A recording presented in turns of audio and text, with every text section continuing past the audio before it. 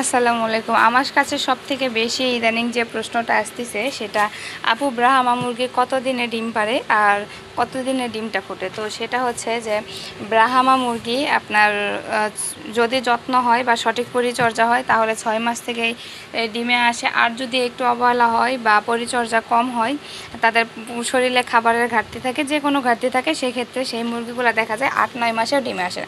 আর একটা বিষয় যে ব্রাহ্মা মুরগির ডিম কতদিনে ফোটে, সেটা হচ্ছে শুধু ব্রাহ্মা মুরগির ডিম না, যে কোনো মুরগির ডিম 19 থেকে 21 দিনে ফোটে। সেটা হচ্ছে আপনি ইনকিউবেটরে বসান বা মুরগি দিয়ে বসান। আর একটা কথা যাব, বিদেশি মুরগির ডিম কি আপনার মুরগি দিয়ে বসানো যায়? হ্যাঁ, বিদেশি মুরগির ডিম দেশি মুরগি দিয়ে আপনি বসাতে পারবেন। সেক্ষেত্রে আপনি 8টার থেকে 10টার ভিতরে ডিমের পরিমাণ দেবেন যদি বড় মুরগি হয়, বেশি ডিম দিবেন না।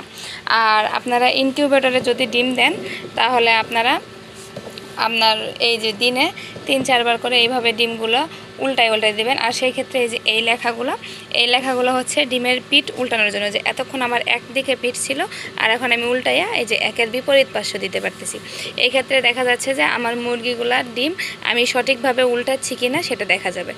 আর যদি আপনি এইসব সংখ্যা যদি লিখে না দেন তাহলে দেখা যাবে যে আপনি এক ডিম বারবার ঘোরাচ্ছেন, মানে এক পিঠ ভালোভাবে হচ্ছে আর এক পিঠ ভালোভাবে হচ্ছে না। তো আশা করি আপনারা বুঝতে পেরেছেন। শুধু ব্রাহ্মা মুরগি না, যে কোনো মুরগি যদি আপনি সঠিক পরিচর্যা করেন 5 মাস থেকে 6 মাসের ভিতরে ডিমে চলে আসবে। আর যদি সঠিক পরিচর্যা না হয় সেক্ষেত্রে দেখা যাবে যে 8 মাস 9 মাস সময় লেগে যায়।